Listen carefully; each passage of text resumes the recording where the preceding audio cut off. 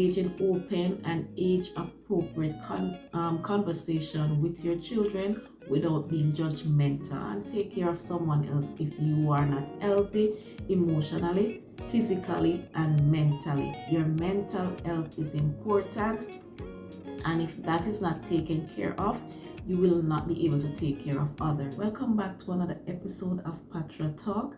This is my second episode of my very first podcast, season 1, and today I will be doing a solo podcast. So thank you for stopping by. My topic for this podcast is what makes a good parent. Are you a good parent? Am I a good parent? Leave it in the comment. Let us know what makes you a good parent. Do you consider yourself to be a good parent? Let us know in the comment so we can have a discussion. So for this topic, I will be identifying at least 10 key qualities that makes a good parent.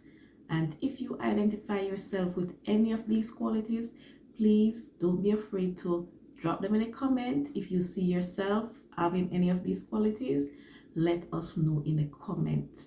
And if there's anything that I say that you agree with or disagree with, let me know. Feel free to share with us. Let us have a discussion in the comments. I will be listing these key qualities and then I will elaborate on each of them. So just stay tuned, relax, and enjoy this episode of Patra Talk. Guys, what makes a good parent? A good parent is not defined by perfection, but by their consistent efforts to nurture, guide, and support their children or their child. So no parent is perfect. I am not perfect. You are not perfect. No matter what we do in life, we will not be perfect. So no parent at all is perfect. But we should be there to guide our kids, to support them in whatever way, shape, or form. So now I'm going to list some key qualities and practices that contribute to you being a good parent. As I said, if you identify yourself with any of these, list them in the comment. So my first key quality of a good parent is unconditional love and support. As parents, we should show unconditional love. We should show support towards our children. Unconditional love is showing your child that they are loved no matter what. Fostering their emotional needs, fostering their self-esteem. So we have to show, when we talk about unconditional love, it means that we are showing our children that we love them no matter what. For example, children do make mistakes. As a parent, we have to allow them to make their mistake, but we have to tell them where they went wrong. It doesn't mean that we're going to turn our backs on them. We have to sit them down, talk to them, let them know the consequences for their mistakes. Number 2 key traits, or number 2 key quality, effective communication. Listen to your child. Give them that listening ear. And when I talk about listening, I don't mean you are busy doing something and they're talking and yapping and you are paying no attention to them. We have to give them undivided attention. We have to be active listener. Active listener meaning that we are able to paraphrase what they have said. We are able to give feedback based on what they have said. So we have to be active listeners to our children. Listen to our children. Listen to their experiences. Listen to the bad days that they're having. Listen to their success. Listen to their success story. Listen to their not so successful stories. Be there to guide and support them. Engage in open and age-appropriate conversation with your children without being judgmental. So active listening or effective communication, we have to listen without being judgmental. so that our children will feel free to come to us or talk to us about anything. So that's effective communication of setting boundaries and rules. As parents in our household, we have to set boundaries and rules. Children should know their limits. Provide clear and consistent guidelines and expectations. So we are going to set these rules. They should be clear, they should be concise, they should also highlight their expectation, and this will help the children to understand their limits and help to develop self-discipline. When we're setting rules and expectation, ensure that the rules and expectations are age appropriate. The rules for a 4-year-old may be different from the rules for a 15, 16, 17, 18-year-old. So these rules, the rules for the 4-year-old, some of them should be different from the rules for the 18-year-old or the 16-year-old. The expectation of the 18 and the 17-year-old should be different from the 4-year-old. So our rules and expectations must be age appropriate. Balance discipline with compassion. Avoid overly harsh or permissive parenting style. You know, we have 3 types of parenting. We have the authoritarian, we have the authoritative, and we have the permissive. We have to know how to balance it as a parent. So our parenting styles must be appropriate. It must not be too harsh, and it should be balanced. So balance discipline with compassion. So even if we are punishing our kids, we should have some form of compassion, right? Don't be too harsh on them. That's my 3rd key factor. Number 4, being a role model. Yes, as parent, we should be a role model. Do as I say and as I do. We should never do as I say and not as I do. Be a role model to our children. We should demonstrate values, behavior, and habits that we want our children to adopt. So do as we say and as we do. So if you're telling your child to be kind, you as a parent should also be kind. If you're telling your children to be responsible as a parent, you should also be responsible.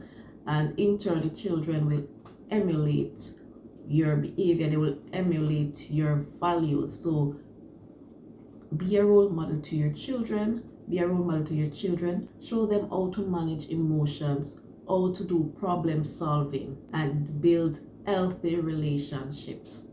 So as parents, we go through a lot. We have hardship times, we have some difficult times, but we should never impose those things on our children. They should be able to see us as parents who are able to manage the difficult times, who are able to do problem solving, who are able to show our emotion in a positive way. So we as parents, we have to be role model, show these emotions that we would want our children to emulate, that we want our children to adopt to. Number 5, encourage independence. Yes, so we should always encourage independence no matter what our age, and these independence depend on our age. It should be age appropriate as well. Allow your child to explore. So children should not be left in a bubble. The children should be able to explore, but as parents, you're there to guide and support them.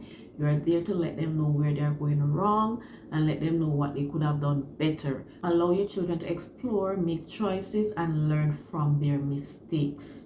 Mistakes will be made, and this is what we all learn from. We learn from our mistakes. Experience teaches wisdom. So allow the children to explore, allow them to make choices, allow them to make mistakes, and then learn from them. I'm not saying that you are going to allow them to go down a path that you see that led to destruction, but you are there to guide them in the small little things. For example, you have a 4-year-old and they are supposed to go to school tomorrow or whenever, you can allow them to choose their outfit for that day, but you're there to support them. So what you can do, you take out probably 3 or 4 suits of clothes, and you say to them, okay, I'm going to allow you to choose your outfit for today or for tomorrow, and allow them to choose from those 4, and that will help them to make their own choices. If, for example, they choose something that is not in accordance with the weather for that day, you can guide them and say, okay, it's gonna be very hot tomorrow, so I wouldn't encourage you to wear a sweater. I wouldn't encourage you to wear a coat, right? But you are there to guide them and to make their choices. So allow them to make choices, allow them to explore, allow them to learn from their mistakes. In doing this, you are supporting their growth and independence, and you're also having them doing problem solving. Number 6, being patient and understanding. Yes, as parents, some of us lack patience. We must be patient and we must be understanding. No matter how we were brought up, no matter what was our experience growing up, we as parents, we have to develop patience. We have to develop understanding. So we have to recognize that children are still growing, and while they're growing, they're changing and they're also learning. As adults, we are still learning. So we have to recognize that our children are still growing and they are learning in the process. So we have to be patient with them. We have to be understanding. We also remember that they will make mistakes as they go along. But approach your child or your children their mistakes with empathy, and use them as a teaching moment. Use these missteps as a teaching moments, and with these missteps or with these mistakes, they can learn from their own experiences. Number 7, prioritizing quality times. Of course, we all need quality time. We all need a time to bond. So when we prioritize quality time, spend quality time with our children, this will allow us to have bond together, spend meaningful time together, engaging in activities that will build connection and trust. We all want our children to trust us, and we should also be those parents that trust. We should also be able to trust our children.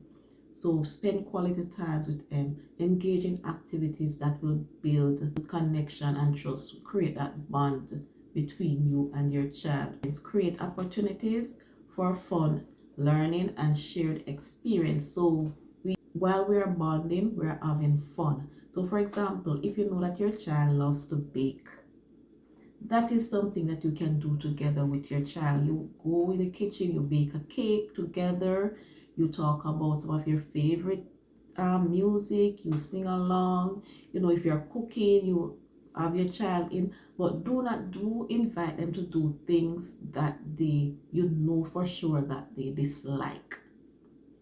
Let them do things with them that you know they will enjoy doing, and this will create a strong connection with you and your child. And my number 8 key quality is encouraging curiosity and learning. It's similar to what I just said. You know your child's talent, you know what your children like, you know what your child like to do. So you're going to talk with your child through the process, find out what their talent is, and if your child loves art, you allow them to explore. If you know your child love to draw or love to paint, you provide those material that will encourage them to, do the things that they love to do. Provide the resources and opportunities for intellectual and physical development. So when you create that bond with your child, when you create that connection, you will be able to better understand your child, know what their interest is, know what they like to do, know what the places that they would like to explore, and you are going to provide those resources and that will help to develop their mind intellectually, that will help them to develop mentally, physically, and emotionally. Yes, so be that support, provide the resources for your kids, encourage curiosity and learning. Another one is adaptability. So adaptability, what does that mean? We know that children go through different stages of development. So as the children are continuing to grow, changes are going to be made. So we as parents, we have to evolve with those changes. We have to evolve. Children don't stay one way. Rules and expectations will remain the same. They are not stagnant. We have to change with the stage that the children or the child is at.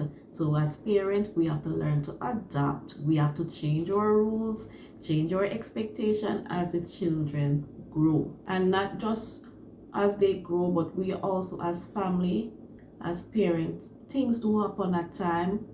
Family circumstances may change.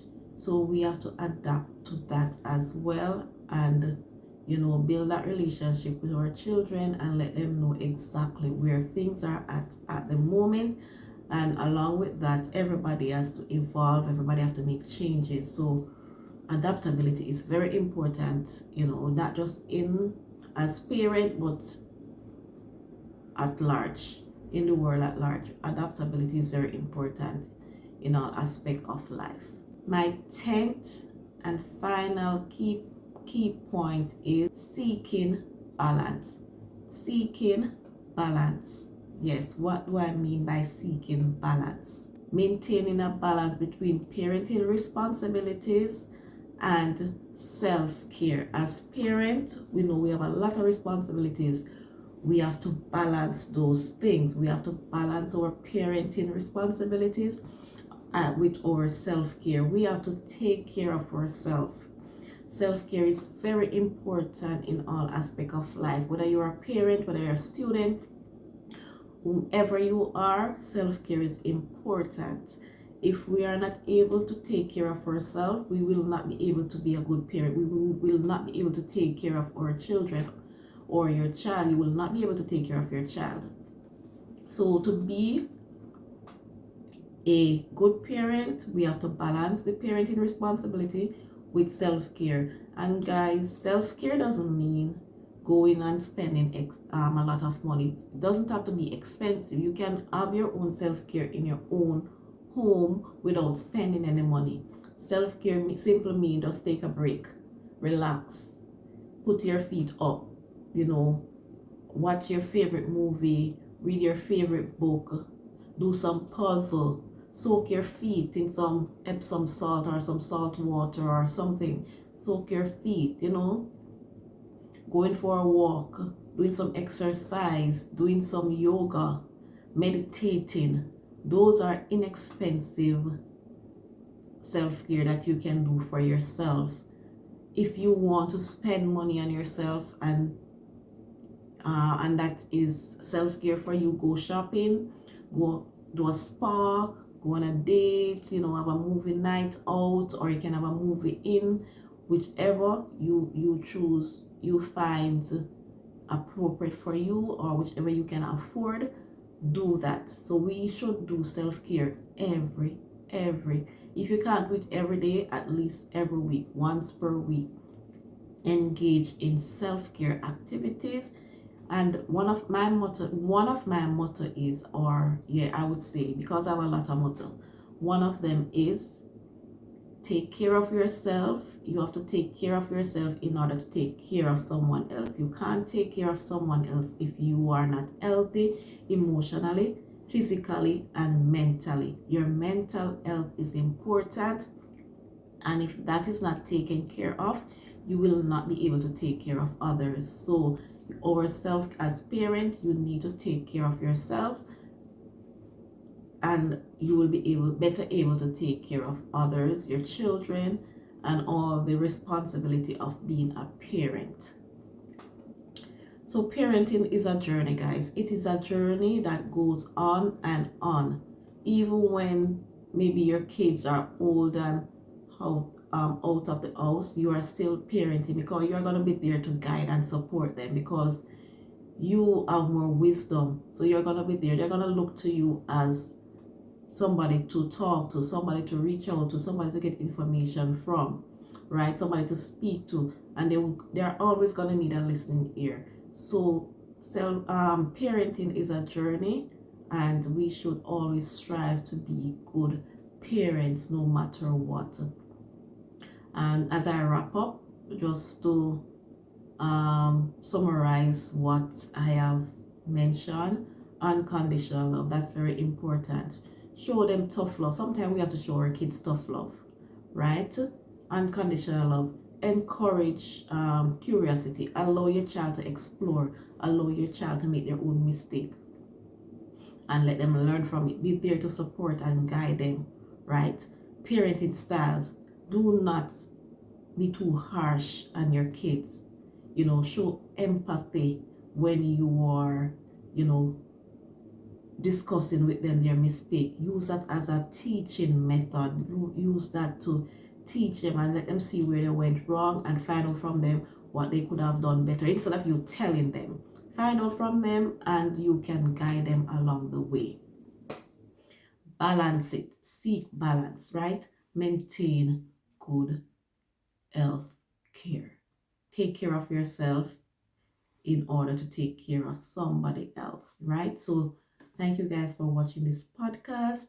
Please go ahead, like this video, subscribe if you're not yet a subscriber, and leave a comment. Let us know how you feel, what you think about this video. Do you see yourself as a good parent? Do you identify yourself with any of these key qualities that I mentioned? Let us know in the comments, and we can have a discussion there.